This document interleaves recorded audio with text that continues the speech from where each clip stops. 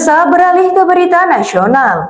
Kejaksaan Agung menangkap mantan Direktur Jenderal Perkeretaapian Kementerian Perhubungan Prasetyo Budi Cahyono pada Minggu 3 November 2024. Dalam kasus dugaan tindak pidana korupsi terkait pembangunan jalur kereta api Besitang Langsa yang berlangsung antara tahun 2017 hingga 2023. Berikut berita selengkapnya di Berita Nusantara. Kejaksaan Agung menangkap mantan Direktur Jenderal Perkeretaapian Kementerian Perhubungan Prasetyo Budi Cahyono pada Minggu 3 November 2024 dalam kasus dugaan tindak pidana korupsi terkait pembangunan jalur kereta api Besitang Langsa yang berlangsung antara tahun 2017 hingga 2023. Penangkapan dilakukan oleh tim intelijen Kejaksaan Agung di Hotel Asri Sumedang.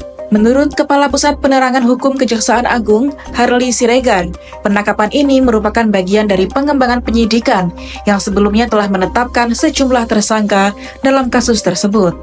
Prasetyo diduga terlibat dalam pengelolaan anggaran sebesar 1,3 triliun rupiah yang bersumber dari surat berharga syariah negara atau SBSN untuk proyek yang menghubungkan Sumatera Utara dan Aceh.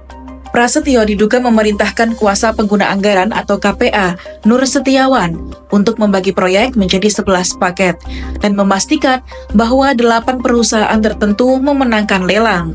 Proses lelang tersebut dilaporkan dilakukan tanpa dokumen teknis yang sah dan bertentangan dengan regulasi pengadaan. Akibatnya, jalur kereta api tersebut mengalami kerusakan parah dan tidak dapat digunakan. Prasetyo juga diduga menerima fee total sebesar 2,6 miliar rupiah dari pihak terkait dalam proyek ini. Kerugian yang timbul akibat pelanggaran tersebut diperkirakan mencapai 1,157 triliun rupiah menurut Badan Pengawasan Keuangan dan Pembangunan. Prasetyo telah ditetapkan sebagai tersangka dan ditahan selama 20 hari ke depan di Rumah Tahanan Negara Salemba, Cabang Kejaksaan Agung. Demikian laporan Java TV melaporkan.